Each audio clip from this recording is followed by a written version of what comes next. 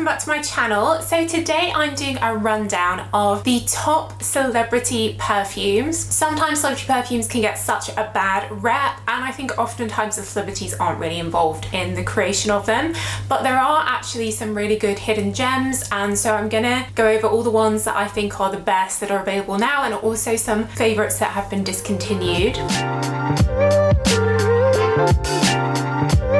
If you're new here, then hi, welcome. I'm all about perfumes. I have hundreds of other videos like this. All the ones I'll talk about, I have videos on them and other versions of them in their range. And of course I have my blog, SokiLondon.com, where I have, for example, an article on every Britney Spears perfume, every Ariana Grande perfume. So do check them out. And also on my website, you can get my fragrances, Empress, Aphrodite, and my super concentrated slow wax candles. And if you're a regular viewer, do make sure you subscribe and give the video a thumbs up. And as always, I'll put links in the description box where you can get all these perfumes I talk about all around the world. Cool. So I think for me, the sort of biggest celebrity perfume that I think of, and it's probably because I was a huge Britney fan when I was in my teens, and like that all happened just as I was sort of becoming into my teens, and she released Baby One More Time and I had Britney posters. I love her. Is Britney Spears and her Midnight Fantasy. So the first one she released was called Fantasy, and that's a very sweet cupcake, vanilla, and a bit of kiwi note in there as well. But the second one was Midnight Fantasy, and this is a perfume that I wore all the time and I used a lot right the way up into my 20s because I found the lasting power on this is really good. So it's a sweet, berry, fruity perfume. We've got cherry, we've got plum, we've got raspberry, and then you've got a really feminine vanilla orchid. Vanilla orchid is such a feminine note, and I just used to always wear this when I was going out in the evening, and the next day I'd still be able to smell it on my clothes, in my hair. And you can usually get this for maybe like £19, £25, really good value. And it's definitely a go-to perfume for me for like going out in the evening if you want something to last but you don't want to use one of your really expensive perfumes. She's had, I think, over 30 different fragrances, and this one's still made. I think this is still one of her best sellers. My other favorite from her is called Blissful Fantasy. This came out a few years ago, and I find it very similar to the original Dior J'adore because it uses a white floral lily note, which is the main note in J'adore, and it also has a melon opening. It does also have a hint of chiari flower in here, which is one of my favorite perfume notes. It's in Bronze Goddess, it's in Air and Hibiscus Palm, so it's a very tropical white floral, and I find this lasts well. It performs just as good as, certainly as the Dior J'adore Eau de Toilette, and pretty much as good as the Eau de Parfum as well, but obviously it's only going to cost you like 20 something pounds. So those two are definitely my top recommendations from Britney. There are some discontinued ones that were cool. She had a cherry blossom one, she had Maui Fantasy, a Hawaiian like tropical one, but in terms of ones that are still made, those are my top two. So another perfume that was a really big hit was Kylie Minogue's Darling perfume. Now this was a passion fruit lychee floral, so it was a fun fruity floral. It had good lasting power. You could often get it for maybe like £15, really affordable. Lots of people would wear this as like their work perfume, have it in their handbag. For some reason it was discontinued, and then in 2021 it was re-released, and this is the re-release. The bottle is a slightly different shape and the scent is also a bit different. So to me this is a little bit more woody and less fruity than the original, and it's also not as strong and good for lasting. So I know a lot of fans of the original Darling aren't that impressed with this new version, though it is still pretty good value, and I find that it lasts better than her other new release Disco Darling, which was very, very light. This is probably the one that you can find at the cheapest price point of all these celebrity perfumes. So if you're looking for something very affordable, then Kylie Darling is pretty good, and it's the kind of thing you could wear to the office, you know, during the day. Another great sort of daytime office scent is Sarah Jessica Parker Lovely. I am a huge Sex and the City fan, and I had the box sets when I was a teenager and I watched them so much on my DVD player. Like the boxes were like frayed. I watched so much, sort of imagining what it would be like when I was older and I moved to London, living in a city. And this was like such a surprise, again, really great release. So kind of like the Kylie one in that it has a woody, creamy base, but the main note in here is actually lavender, which is very calming, very classy, and it does have some feminine orchid notes in here, a fresh opening, but what really settles after it's been sprayed for a while is that calming lavender and the sort of woody sandalwood base. So it feels very classy. It doesn't smell like a cheap perfume, as it were. And again, you can usually get this at really good prices, like £15 maybe. And I know that this still sells really well, and it's a lot of people go to fragrance for something very affordable, very everyday. So probably the most successful celebrity perfume at the moment is the Ariana Grande fragrances, and her Cloud being like the best seller. This is a really good lasting perfume. It's very strong.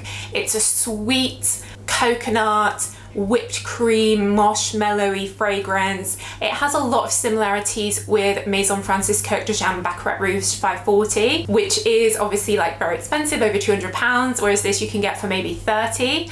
And I do smell this all the time on people when I'm out and about. It's a huge seller, and they have had some limited edition versions of this, an intense one, a pink one. I have reviews on them, but this is definitely her best seller. And if you do like sweet perfumes, or if you're looking for a gift for someone who like loves Ariana Grande, then you can't go wrong with this. And the bottle is so unique. This is like a base, and then the bottle comes out, so for traveling you could just take this, which is quite useful. I know the Dolly Parton perfumes are very popular in America. We just got them released in the UK last year, I think it was, and the original, just called Dolly Scent From Above, has this very unique butterfly lid, a little bit like the Mariah Carey perfumes.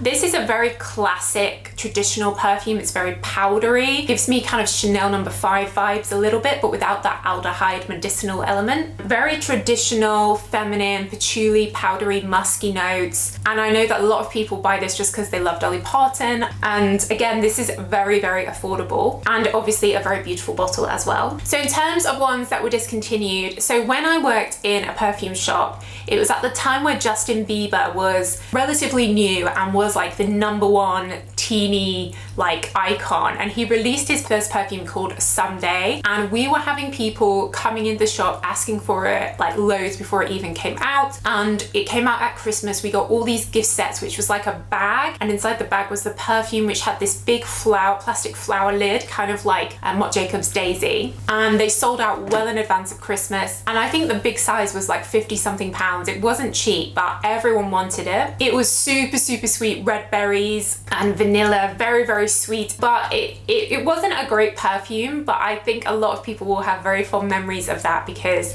it was just the Christmas gift to get for your like teenage daughter at that time. You might remember as well that Taylor Swift used to have perfumes. These are all discontinued, and the original was called Wonderstruck. It was a little bit like Britney's Midnight Fantasy in that it was a sweet berry perfume, and it also came in a purple round bottle as well, so very similar. I can imagine that Taylor probably didn't have much involvement in it, and I guess the reason why she doesn't have perfumes now is because it's not a passion of hers, so she seems to only do stuff that she wants to do. But it was cool, and I would love to see perfumes back from Taylor Swift because I'm a huge Tay-Tay fan, so I'd love just to see them. There was also the Rihanna perfumes, which you can still get, but I think because she's doing her Fenty range and that has its own perfume, I don't think she does her old like Riri fragrances. They were very sweet. The Beyonce perfumes as well were pretty good. Beyonce Pulse was my favorite. That's been discontinued, and I believe she's launching her own perfume, which is out in the States. I think it's not out here, but they were very affordable, really fun.